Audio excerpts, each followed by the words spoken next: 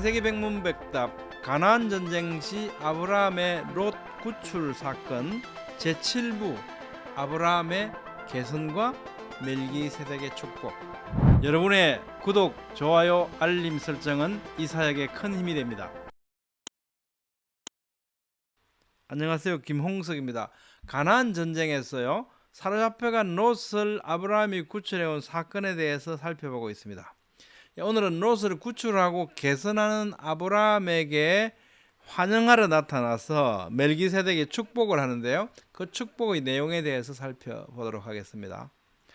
본문 말씀은 창세기 14장 19절로 20절 말씀입니다. 그가 아브라함에게 축복하여 이르되 천지의 주제이시오 지극히 높으신 하나님이여 아브라함에게 복을 주옵소서. 너희 대적을 내 손에 붙이신 지극히 높으신 하나님을 찬송할지로다 하매. 본문의 정황을 했습니다.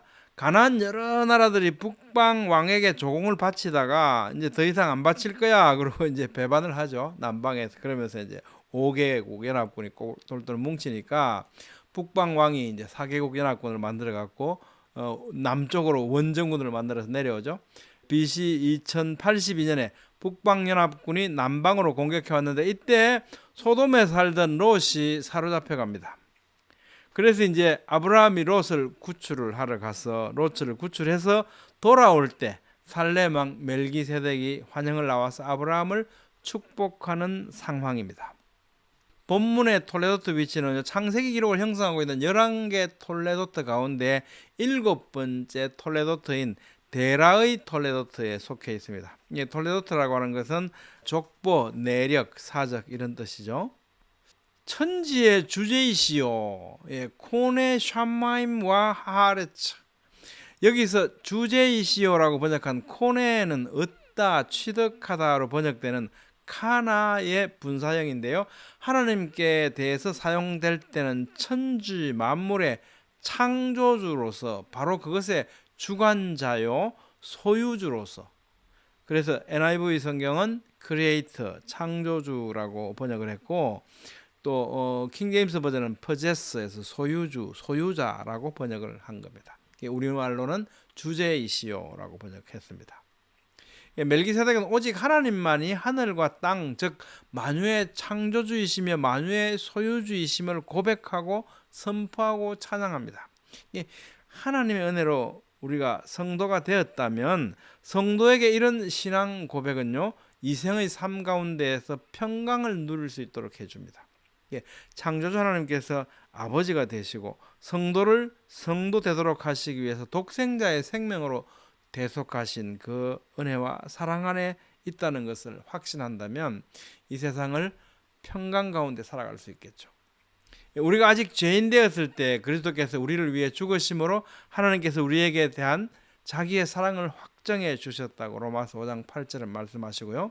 뿐만 아니라 창세전에 그리스도 안에서 우리를 택하사 우리로 사랑 안에서 그 앞에 거룩하고 흠이 없게 하시려고 즉 성도가 되게 하시려고 그 기쁘신 뜻대로 우리를 예정하사 언제요? 창세전에 그리스도로 말미암아 자기 아들들이 되게 하셨다고 에베소서 1장은 말씀합니다. 이것은 하나님께서 만유의 창조주이시고 소유주이시기 때문에 이렇게 하실 수 있고 또 이렇게 하시는 것이 당연한 거죠. 왜? 모든 것이 하나님의 것이기 때문에요. 따라서 우리가 살아도 주를 위해서 살고 죽어도 주를 위해서 죽습니다. 그러므로 사나 죽으나 우리가 주님의 것일 수밖에 없죠. 천지의 주제이신 전능하신 하나님께서 독생자의 생명으로 지불하시고 그 대가로 아들로 삼으신 우리 성도들을 어떻게 아무렇게나 내버려 두실 수가 있겠습니까? 절대 그럴 리가 없겠죠. 우리가 이 믿음을 갖고 있다면 우리는 그 평강 안에 거할 수 있는 겁니다. 성도에게 일어나는 모든 일은요 고통조차도 유익한 일일 수밖에 없다는 결론에 이르게 됩니다. 그러니까 욥이 고난을 통해서 그 하나님에 대한 무한한 신뢰, 믿음에 도착했듯이 우리가 바로 우리는 욥의 고난을 거치지 않고 바로 성경의 이 많은 기록들 하나님께서 주신 말씀을 통해서 그 믿음에 이르게 된다면 우리는 참으로 평강을 누릴 수 있게 될 겁니다. 지극히 높으신 하나님이요 지극히 높으신 하나님의 레엘 엘로욘인데요. 지극히 높으신으로 번역한 엘로욘은 하나님을 지칭하는 이름들 가운데 하나입니다. 성경에서 이 용어는 하나님의 전능성, 보편성이라는 건 뭡니까? 어디에나 계신다. 예, 어디에나 계신다. 무소부재하신 이런 의미죠. 보편성. 예. 그리고 불변성을 나타낼 때 사용됩니다. 특히 본문과 같이 하나님을 뜻하는 엘과 함께 사용된 엘 엘로요는 지존자, 가장 높은 자를 뜻합니다. 너희 대적을 내 손에 붙이신 지극히 높으신 하나님을 찬송할지로다. 붙이신 아쉐르 미켄, 미켄은 마겐의 강의형인데요. 마겐은 본문처럼 오직 강형으로만 단 3회밖에 사용되지 않은 특별한 단어입니다. 이것은 위험으로부터 피할 것 없이 어디로 가도 피할 수 없는 그런 위험으로 에워싸여 있는 상태, 그것을 의미하는데요. 즉 하나님께서 아브라함의 대적들을 그렇게 피할 수 없는 자리로 몰아 넣으셔서 아브라함으로 하여금 이기게 하셨다는 표현입니다.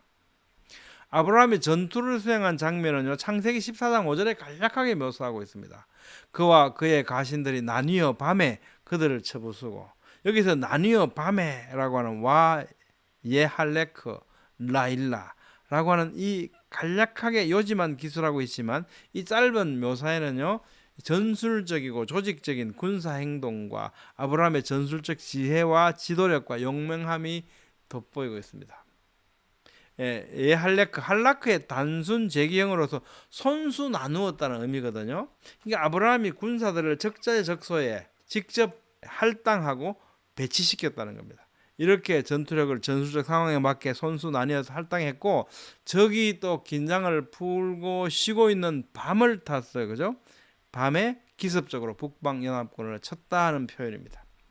남방연합군에 대해서는 성경은 뭐라고 기술했습니까? 단지 도망했다는 묘사밖에 없습니다. 전투를 어떻게 했다는 묘사 전혀 없습니다. 이것과 비교해보면 아브라함이 취했던 행동은 굉장히 대조적으로 간략하지만 의미 있게 기술되어 있습니다. 그렇지만 멜기세덱은 아브라함의 이런 전술적 식견과 용맹함, 지도력이 전성의 결정적인 원동력이 아니다라고 말하고 있습니다. 멜기세덱은 너희 대적을 내 손에 붙이신 지극히 높으신 하나님을 찬송하라는 본문을 통해서 이 사건은 하나님께서 주도한 것임을 분명히 하고 있습니다. 이는요, 하나님께서 멜기세덱을 통해서 우리에게 말씀하시는 겁니다.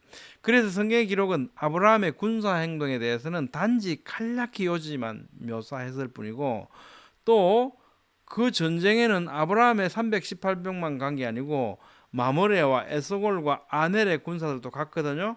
그거에 대한 묘사는 아예 생략되어 있습니다. 이것은 성전에 기여한 것이 아니다라고 하는 말씀입니다. 이것은 성경의 초점은 이 전투의 전술적 묘사가 아니라 모든 일이 하나님의 인도하심 가운데 이루어졌다는 사실을 강조하고 있습니다. 그래서 가나안 전 지역과 남방연합군을 파죽 치세로 공략한 북방연합군에 대해서는 전적을 자세히 보도해주고 있습니다. 그죠? 그럼에도 불구하고 아브라함 측은 단지 318명의 아브라함의 군사들을 대조시키고 있는 겁니다. 그러니까 이 두 군대의 대조는요, 상식적으로 일반적으로 볼 때 말도 안 되는 그런 거였다는 겁니다. 그럼에도 불구하고 하나님께서 개입하셔서 승리를 주셨다는 것을 강조하는 거죠. 창세기 14장 24절에서 마므레와 에스골과 아넬의 동행을 알려주시지만 그렇지만 그 병력의 수조차 성경은 말씀하지 않습니다. 이것은 그들의 도움이 성전의 전성의 근거가 아니라고 말씀하시는 거죠. 북방 4개국 연합군요, 남방 5개국 연합군만 상대해서 전투를 수행한 게 아니지 않습니까? 창세기 14장 5절로 7절에 보면 자세하게 남방 연합군에 이르기까지의 행적도 묘사하고 있지 않습니까? 남방 연합군에게 이르기까지 북방 연합군은 르바 족속, 수서 족속, 엠 족속, 호리 족속을 치고 아말렉 족속의 온 땅과 아모리 족속을 치고 나온 호전적이고 전투를 잘하는 원정군이었다고 자세히 보도하고 있습니다. 성경이 북방연합군의 어떤 치적을 이렇게 칭송하는 건 전혀 아니겠죠. 이게 이유가 뭐겠습니까? 그럼에도 불구하고 아브라함 318명이 대적할 수 있는 그런 존재가 전혀 아니고 이들은 강성한 아주 강대한 이런 연합군이었다. 그런데 하나님께서 이기게 해주셨다. 이것을 강조하는 겁니다.